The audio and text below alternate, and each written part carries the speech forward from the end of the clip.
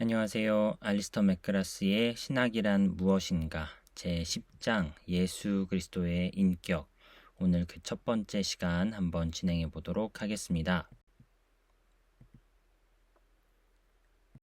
예수 그리스도는 누구인가? 또 기독교 신앙에서 예수 그리스도가 그토록 중요한 이유는 무엇인가? 그리스도의 인격을 다루는 기독교 교리에서는 왜 기독교가 인간 역사의 작은 부분에 속한 한 인물인 나사렛 예수가 하나님과 인간 운명의 본질에 대한 열쇠를 쥐고 있다고 믿는가라는 문제를 탐구합니다. 이번 장의 논의를 시작하기에 가장 잘 어울리는 것이라면 교황 요한 바오로 2세가 그의 회칙인 신앙과 이성에서 나사렛 예수를 기독교 실제관의 중심으로 제시하는 고전적 진술이라고 할 수 있겠는데요.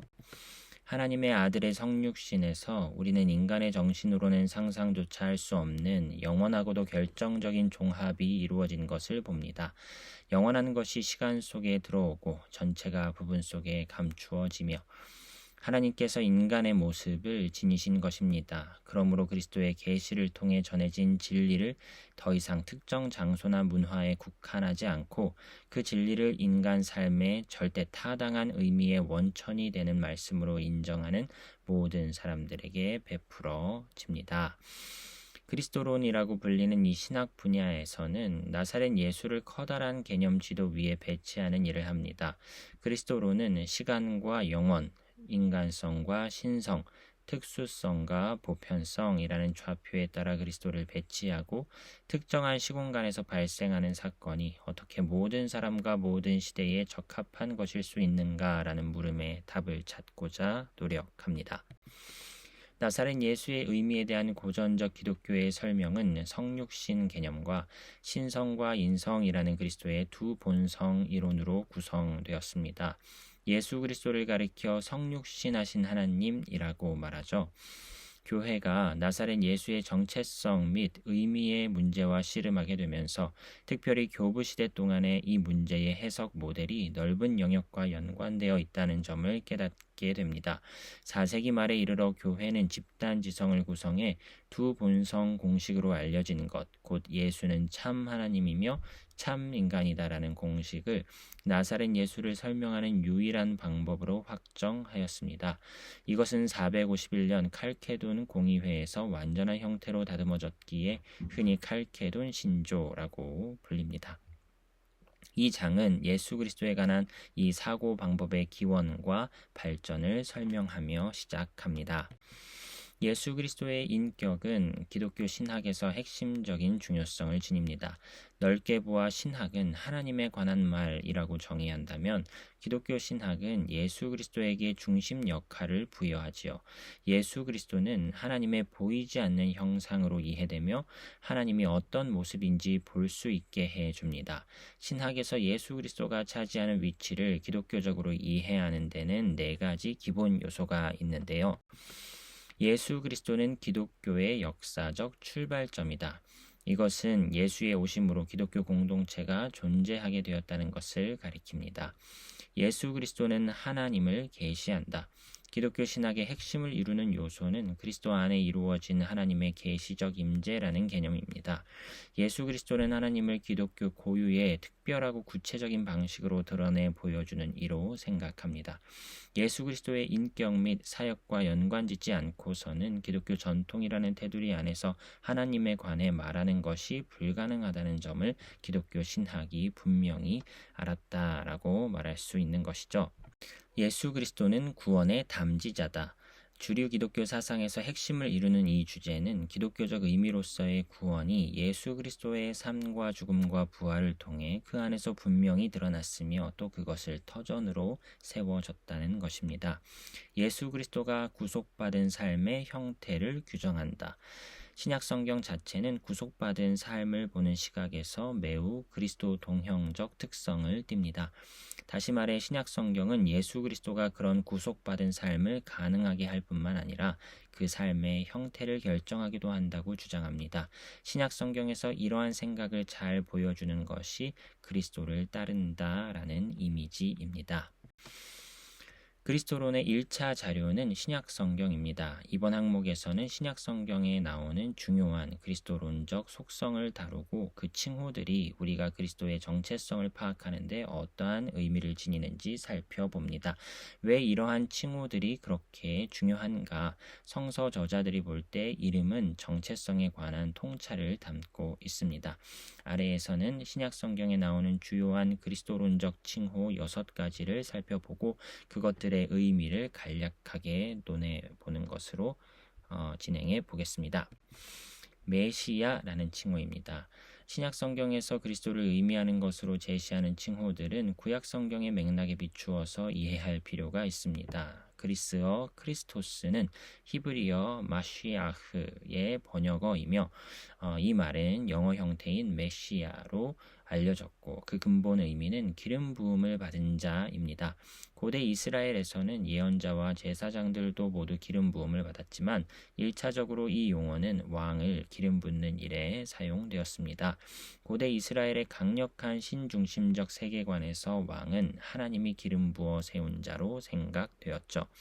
이 용어는 이스라엘의 미래를 그리는 일련의 소망과 결합되었으며 그 소망은 하나님의 새 백성을 다스릴 다윗 같은 새 왕의 도래에 집중되었습니다. 증거에 의하면 로마가 지배하던 시대에 그러한 소망이 절정에 이르렀으며 민족주의 감정과 메시아 소망이 밀접하게 연결되었다라고 합니다. 예수에게 이 칭호를 사용한 것을 보여주는 신약성서의 증거는 복합적이며 또 그 해석도 논란의 여지가 있는데요. 첫째, 예수에게 매료된 사람들 가운데는 예수를 잠재적인 정치적 해방자로 여긴 사람들이 있었습니다. 예수는 자기 백성들을 규합하여 로마의 지배를 물리칠 것이라 라는 기대감이 있었던 사람들이 있었다는 것이죠. 예수는 그를 따르는 사람들에게 자기를 가리켜 메시아라고 말하지 못하게 하였다. 이것은 나중에 와서 메시아 비밀로 불리게 됩니다. 셋째, 예수가 자신을 메시아라고 생각했더라도 그것은 열혈당파나 민족주의적 성향이 강한 당파들과 관계가 있는 정치화된 형태로서의 메시아는 아니었다라고 말해야 할 것입니다. 넷째, 그 당시의 소망은 승리하는 메시아에 대한 기대였습니다. 예수가 고난을 당했다는 사실은 이러한 기대와는 전혀 어울리지 않았죠. 예수가 메시아였더라도 백성들이 기대한 메시아는 아니었다라는 것입니다. 그런데 예수의 의미를 이해하는 데서 이 용어가 왜 그렇게 중요할까요? 메시아라는 용어는 예수와 이스라엘의 관계를 확인해 준다는 점에서 매우 중요합니다. 이 용어는 예수가 고대 이스라엘의 소망을 성취한 인물로 받아들여졌다는 사실을 말해주며 또 유대교와 기독교가 연속성을 지니는 것으로 볼 수 있는 근거가 되죠. 이 쟁점은 1세기의 팔레스타인에서 매우 중요했고 오늘날에도 여전히 유대교와 기독교의 관계와 관련하여 중요성을 띈다라고 말할 수 있겠습니다. 하나님의 아들이라는 칭호에 대해 생각해 보겠습니다. 구약 성경에서는 하나님의 아들이라는 용어가 폭넓은 의미로 사용되었는데 하나님께 속함이라는 의미가 가장 적절한 번역이라고 할 수 있겠습니다. 이 용어는 범주들에 두루 적용되며 이스라엘 백성 전체를 가리키기도 하고 구체적으로 그 백성을 다스리는 다윗 왕과 그 후계자들을 뜻하기도 합니다. 이런 좁은 의미에서는 이 용어를 예수와 기독교인들에게도 적용할 수 있다라는 생각을 하게 만들죠. 바울은 예수와 신자들 모두를 가리켜 하나님의 아들이라고 부릅니다. 그러나 신자들은 양자로 들여져 아들이 되었다면 예수는 처음부터 하나님의 친아들이었다고 구분할 수 있겠죠. 이 기본 개념의 의미는 다음과 같습니다. 신자들은 믿음을 통해 예수가 아버지와 누리는 관계와 동일한 관계 속에 참여할 수 있게 되었습니다. 하지만 예수와 아버지의 관계는 신자와 하나님 사이의 관계보다 앞서며 이 관계를 세우는 기초가 된다라고 말해야 하겠지요. 사람의 아들이라는 칭호가 있습니다. 사람의 아들은 구약에서 세 가지 주요한 맥락에서 사용되었는데요. 첫째, 예언자 에스겔에 대한 호칭으로 사용되었습니다. 둘째, 미래의 종말론적 인물을 가리키는 말로 사용되었죠. 다니엘 7장에서 나오는 인자라는 호칭에 대한 설명입니다. 그의 도래는 역사의 종말과 다가오는 하나님의 심판을 나타내더라는 것이고요.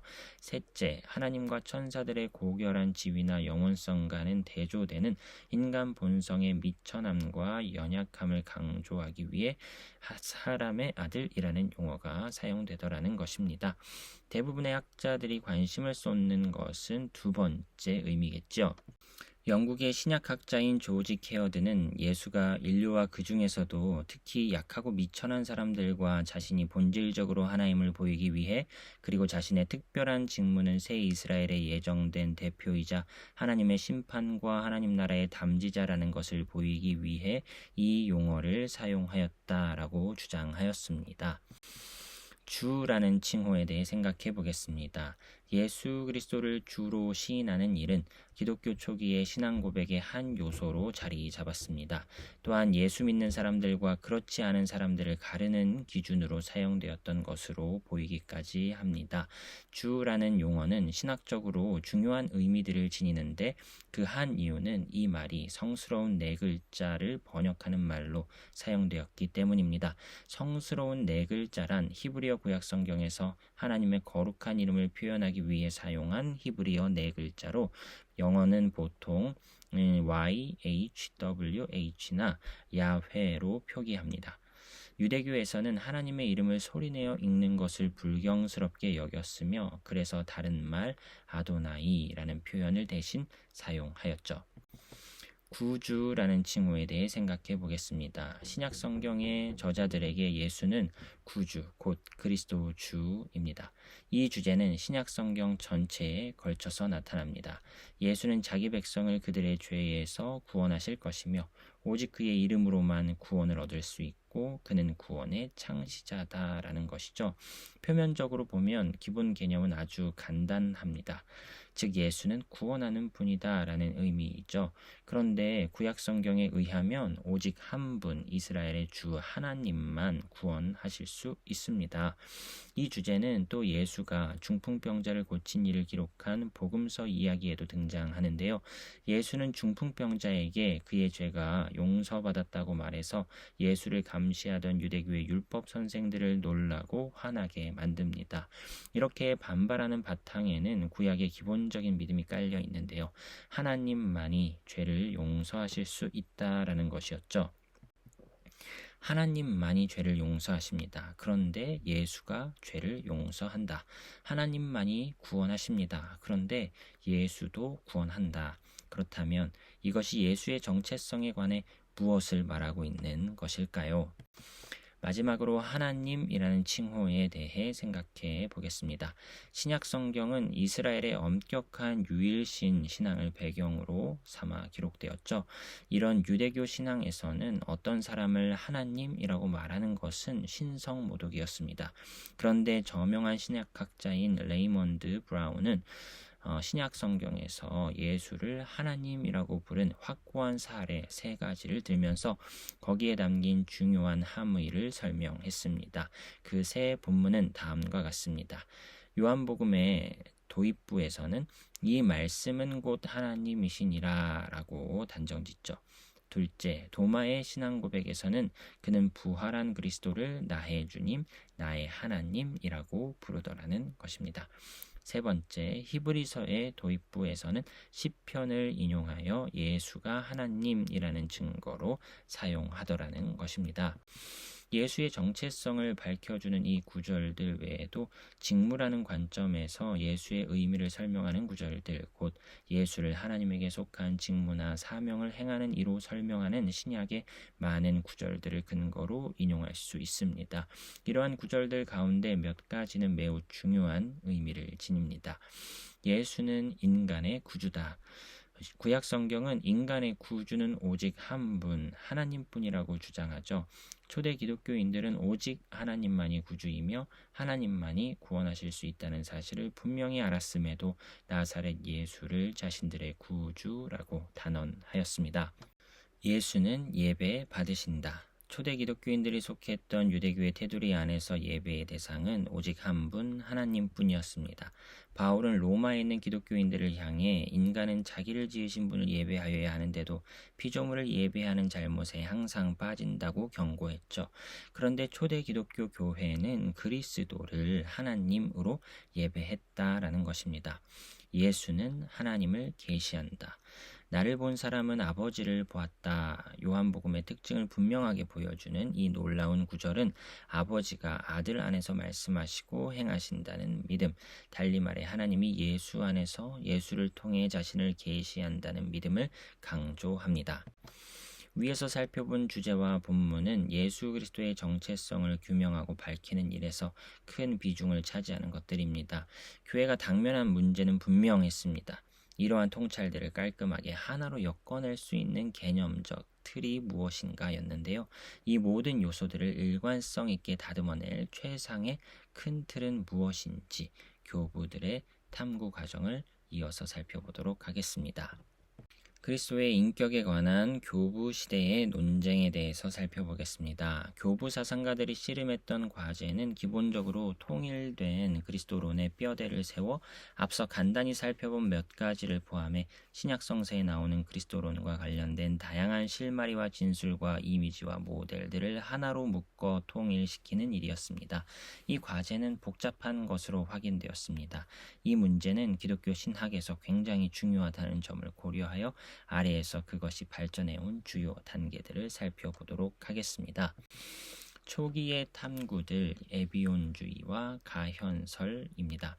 예수 그리스도를 바른 자리에 위치시키는 최선의 개념 틀을 찾는 과정은 조심스럽게 진행되었습니다.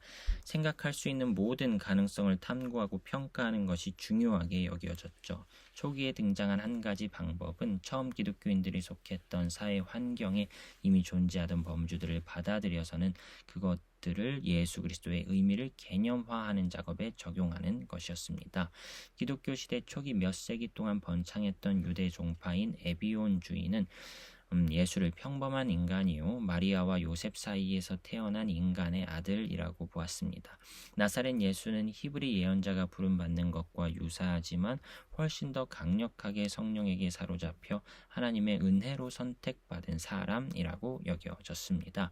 이 접근법은 예수를 예언자에게서 두드러지게 발견되는 하나님의 임재와 행위라는 유대인의 기존 범주에 맞추어 설명했던 것이죠.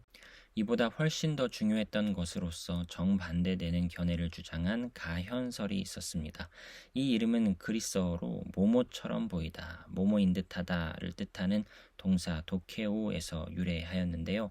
명확한 신학 이론이라기보다 신학 내의 한 가지 경향이라고 보는 것이 옳을 가현설의 견해에 의하면 그리스도는 완전한 신이며 그의 인간성은 단지 겉모습에 불과하다. 따라서 그리스도가 당한 고통은 진짜가 아니라 표면적으로만 그렇게 보인 것이다. 가현설은 2세기의 영지주의 저술가들에게 특히 호감을 주었으며 이 기간에 최고로 발전하게 되죠.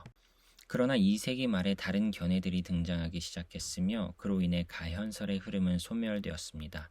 2세기의 가장 중요한 변증가 중 한 사람인 유스티누스가 그 견해의 대변자였는데요. 유스티누스의 그리스도론 방법은 로고스 개념을 사용하는 것이었습니다. 로고스는 그 당시 철학에서 널리 쓰인 그리스어 용어이고 흔히 단순히 말씀으로 번역되었는데 이 소박한 번역이 암시하는 것보다 훨씬 풍부한 의미를 가지고 있었다. 중기 플라톤주의는 로고스를 이념과 실제 세계 사이를 매개하는 원리로 보았고 기독교 신학자들은 이것을 받아들여 나사렛 예수의 역할을 하나님과 인류 사이의 중재자로 다룰 수 있었다는 것이죠. 유스티누스는 그 당시 철학에서 일반적으로 인간의 모든 지식의 궁극적 출처라고 여긴 로고스라는 용어를 받아들여 사용하였습니다. 그는 하나의 동일한 로고스가 기독교 신자들과 이교 철학자들 모두에게 알려졌다고 주장하죠. 하지만 이교 철학자들은 지성을 통하여 로고스를 부분적으로만 파악할 수 있는데 반해 기독교인들의 경우 그리스도 안에 로고스가 나타난 까닭에 지성과 역사를 통해 로고스를 완전하게 알 수 있다고 보았죠. 요한복음에 나오는 말씀이 육신이 되어 우리 가운데 거하심에라는 이 구절은 유스티누스의 사고에서 매우 큰 비중을 차지한다고 말할 수 있겠습니다. 이러한 맥락에서 특히 중요한 개념이 중기 플라톤주의에서 나온 로고스의 씨앗 개념입니다. 이 개념에 의하면 신적 로고스는 인간의 역사 전체에 걸쳐 씨앗을 뿌려놓았다. 따라서 비기독교인들도 당연히 부분적으로나마 이 로고스를 품은 씨앗을 알 수 있다. 그래서 유스티누스는 이교 철학을 통해서는 실마리와 예감으로만 알 수 있는 하나님의 계시를 기독교가 완성하고 토대로 삼았다라고 주장할 수 있었다는 것입니다. 구약 성경에서 로고스는 신적 현현, 하나님의 출현이나 등장을 통해 일시적으로 알려졌다라고 말할 수가 있겠죠. 따라서 그리스 철학의 세계는 기독교 테두리 안에 들어와 견고히 서게 됩니다.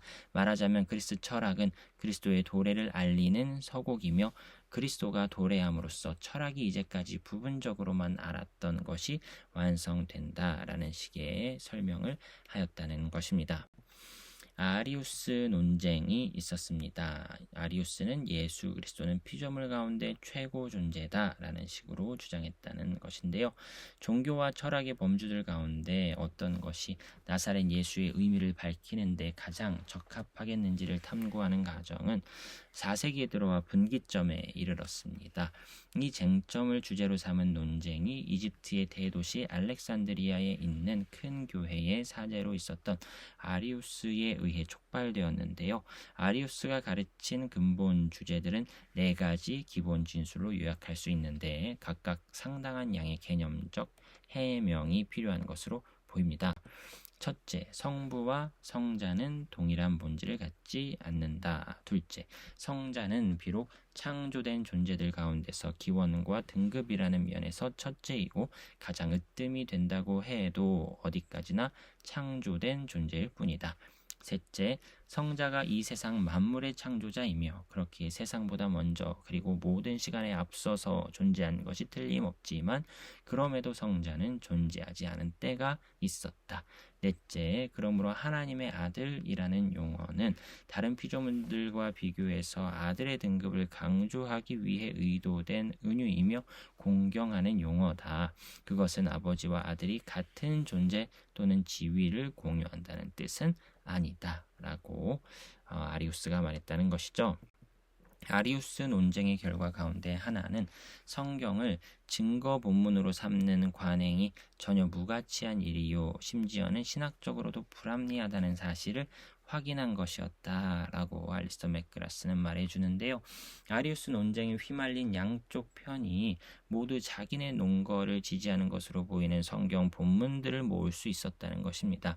사실상 문제로 다루어야 했던 것은 신약 성경이 가르치는 총체적인 개념을 밝히는 일이라는 것이죠. 양쪽 진영이 모두 아무 어려움 없이 자기네 견해를 지지하는 본문들을 찾아냈다는 점에서 볼 때 아리우스 논쟁은 어떻게 관련된 성경 본문들을 조화롭게 통합해낼 수 있느냐와 관련된 것이라고 볼 수 있다는 것입니다. 그런 본문들이 가르치는 총체적 틀을 밝혀내는 일이 결정적인 쟁점이 되는 것으로 드러났다라고 맥그라스는 말하고 있습니다. 아리우스는 하나님과 창조된 질서를 철저히 구별합니다. 중재자라든가 혼합된 존재 같은 것은 있을 수 없다. 아리우스에게 하나님은 전적으로 초월하고 변하지 않는 존재다. 그러니 어떻게 그러한 신이 역사 속으로 들어오고 인간의 몸을 입을 수 있겠는가? 피조물인 아들은 변하고 도덕적으로 발전하며 고통과 두려움과 슬픔과 피로를 느낄 수 있다. 이러한 특성은 변하지 않는 하나님이라는 관념과 전혀 어울리지 않는다. 변할 수 있는 하나님이라는 관념은 아리우스가 볼 때 이단적인 것이었다라는 것이죠. 이에 더해 성자를 하나님으로 여겨 신성하게 생각하는 관념은 유일신 신앙과 하나님의 단일성이라는 근본 주제들을 파괴하는 것이라고 아리우스는 생각했다는 것입니다.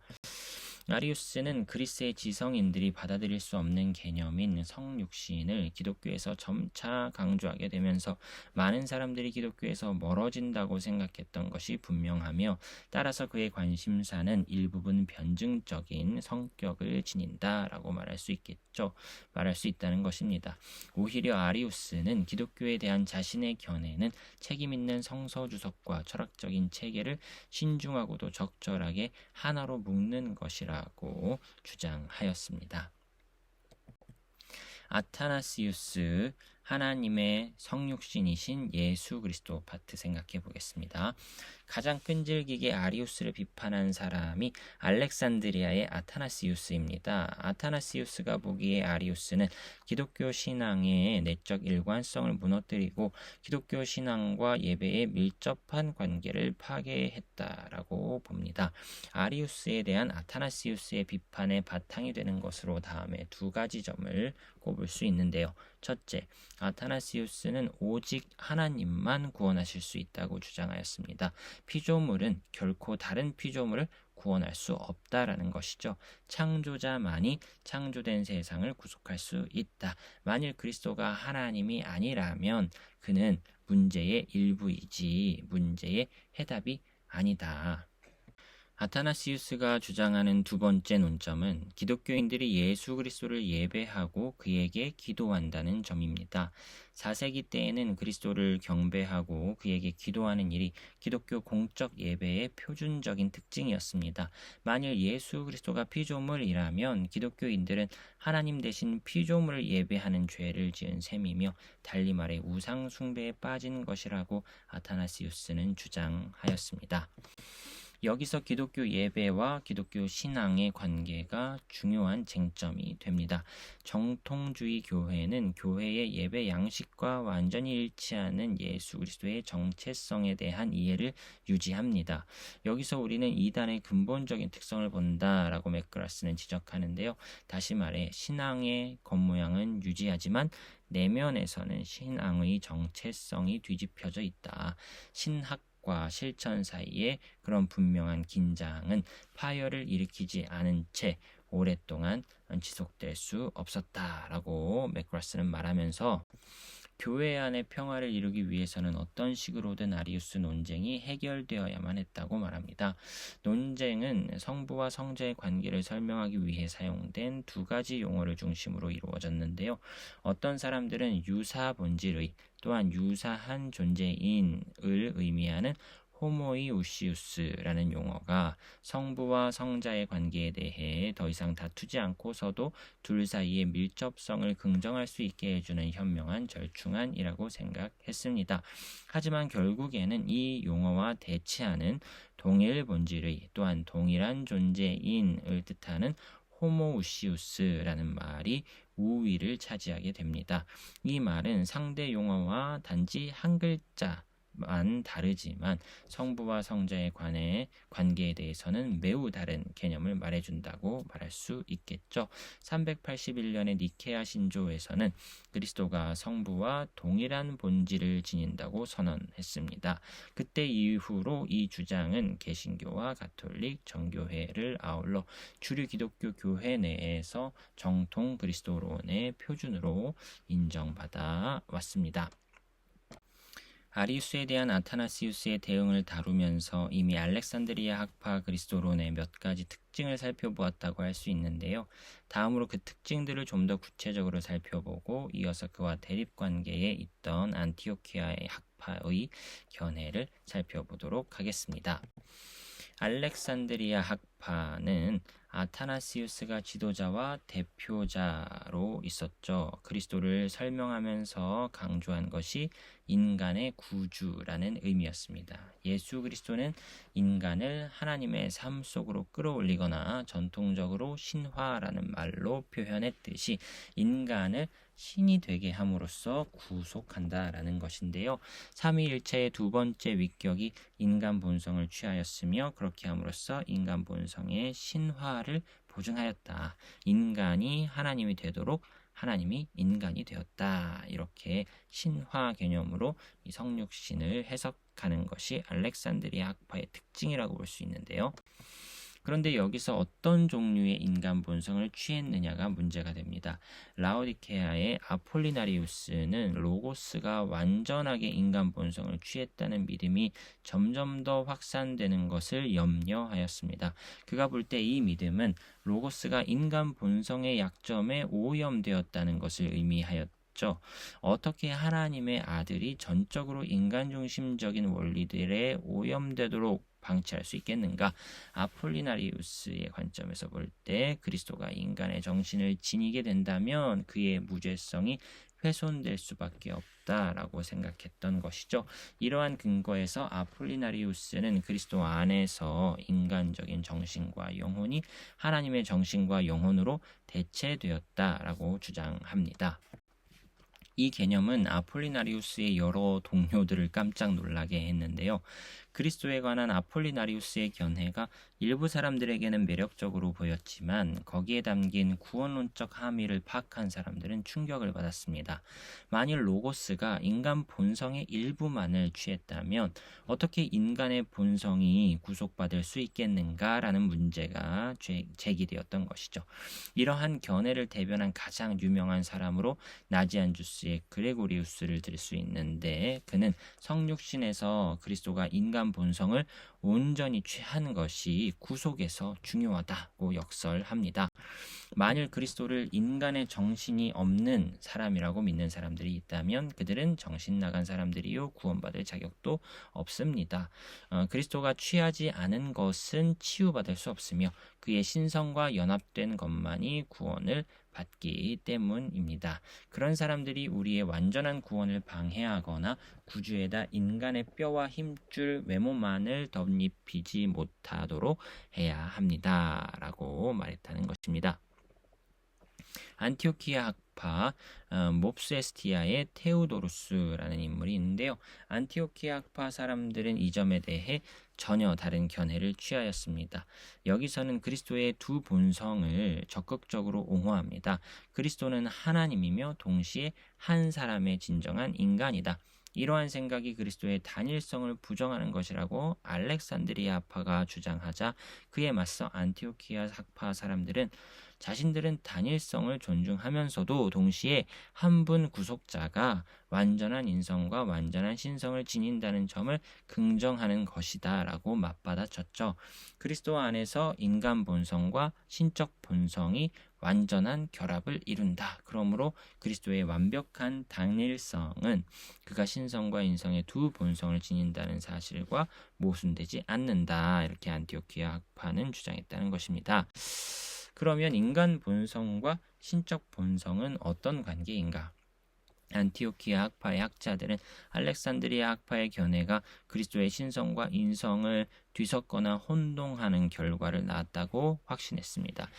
그들은 이러한 오류를 피하기 위해 두 본성의 독특한 정체성은 그대로 보존하면서 둘의 관계를 개념화하는 방식을 고안했는데요. 이렇게 기뻐하는 뜻에 따른 연합에서는 그리스도의 인성과 신성이 그리스도 안에 설치된 일종의 방수구획 같은 것으로 여겨집니다. 그 둘은 결코 섞이거나 상호작용하지 않는다. 두 본성은 독특성을 유지한 채 하나님의 기뻐하시는 뜻에 따라 하나로 결합한다. 위격의 연합, 곧 그리스도 안에서 신성과 인성의 연합은 하나님의 뜻에 근거한 것이다 라고 말할 수 있다는 것이죠. 속성의 교류에 대해 생각해 보겠습니다. 많은 교부 사상가들이 큰 관심을 기울여 논의했던 쟁점이 바로 이 속성의 교류 개념인데요. 4세기 말에 이르러 교회 안에는 다음과 같은 명제가 널리 인정되었습니다. 첫째, 예수는 완전한 인간이다. 둘째, 예수는 완전한 하나님이다. 만일 이 두 언명이 동시에 참이라면 다음과 같은 예가 가능하겠죠. 예수 그리스도는 하나님이다. 마리아는 예수를 낳았다. 따라서 마리아는 하나님의 어머니다. 이런 식의 주장이 4세기 말의 교회 안에서 널리 퍼졌으며 이 주장은 흔히 신학자의 정통성을 판별하는 수단으로까지 사용됩니다. 마리아가 하나님의 어머니라는 데에 동의하지 않으면 그리스도의 신성을 인정하지 않는 것으로 생각되었다는 것이죠. 그렇다면 이 원리를 어디까지 밀어붙일 수 있을까? 예를 들어 다음과 같은 주장을 생각해 보겠습니다. 예수는 십자가에서 고난당하였다. 2번 예수는 하나님이다. 3번 따라서 하나님은 십자가에서 고난당하였다. 앞에 두 원명은 분명 정통적이며 교회 안에서 널리 인정하였죠. 그러나 앞에 정통적인 두 언명에서 결론으로 끌어낸 이 세 번째 언명은 이 책의 앞부분에서 하나님의 고난 개념을 다룰 때 언급했듯이 일반적으로 비정통적인 것이요 받아들일 수 없는 것으로 생각되었습니다. 이 대부분의 교부 사상들에게는 하나님이 고난당할 수 없다는 것이 자명한 원리였죠. 이 원리에 어느 정도 제한을 둘 수 있느냐를 둘러싸고 교부 시대에 많은 논란이 벌어졌습니다. 마지막으로 칼케돈 공의회의 초기 기독교 신학의 전환점으로 널리 인정받는 칼케돈 공의회에서 정한 신앙 고백문을 살펴보는 것으로 교부 시대에 형성되고 발전한 그리스도론에 대한 분석을 마무리 짓겠습니다. 우리 모두는 한 목소리로 우리 주 예수 그리스도를 한 분 동일하신 아들로 고백합니다.